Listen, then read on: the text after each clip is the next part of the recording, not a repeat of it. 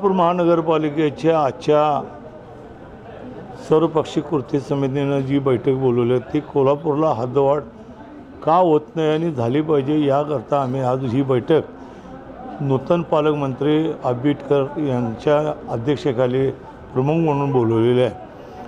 हद्दवाढ माझ्या माहितीप्रमाणे गेले जवळ 47-48 वर्ष कोल्हापूर महापालिकेच्या मध्ये ज्यावेळी 72ला प्रशासक आले, 78ला लोकांची महानगरपालिकेची निवडणूक झाली, त्यावेळेचा 78चा मी पहिला नगरसेवक होतो। त्या सभागृहामध्ये अनेक वेळा वेगवेगळ्या पद्धतीनं आम्ही सगळी हद्दवाढ झाली पाहिजे मागणी करत होतो। आपल्याला वृत्तांत असा देतो की कोल्हापूर महापालिका ज्यावेळी कोल्हापुरातली झाली त्यावेळी कोल्हापूरमध्ये या महाराष्ट्रातले 4 जिल्हे फार मोठे होते।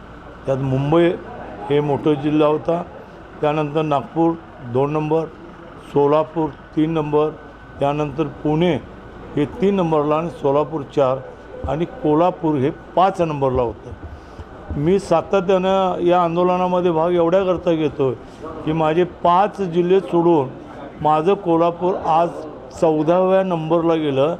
मग सगळे जिल्हे माझ्यानंतर हद्दवाढीनं अतिशय डेव्हलप झाले, लोकांच्या अधिक उद्योग उभा राहिले, पण कोल्हापूरमध्ये व्हायला तयार नाही। याला कारणीभूत म्हणजे काय असेल तर राजकीय शक्ती जी आहे ती इथं आम्हाला कमी मिळालेली आहे। प्रत्येकजण येतोय बोलतोय पण प्रत्यक्षात हद्दवाढीला विरोध करतोय आणि त्याकरता काही जरी झालं तर यावेळी हद्दवाढ झाली नाही तर इथून पुढं वेगळ्या पद्धतीचं आंदोलन कृती समिती म्हणून आम्ही केल्याशिवाय राहणार नाही, ही आमची मागणी आहे। आणि पालकमंत्री आंबेडकर असल्यामुळं मला वाटतं की तो एक चांगला कार्यकर्ता आहे, नेतृत्व त्यांचं आम्हाला सगळ्यांना पसंत आहे आणि ते करतील अशी आशा मला वाटते। म्हणून मी या ठिकाणी हद्दवाढी झालीच पाहिजे ही मागणी करतो।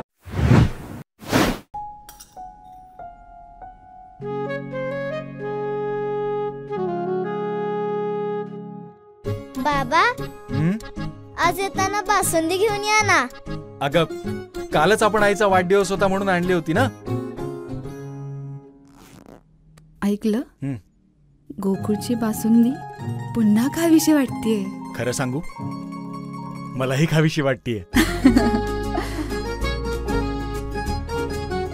पुन्हा पुन्हा खावीशी वाटणारी गोकुळ बासुंदी।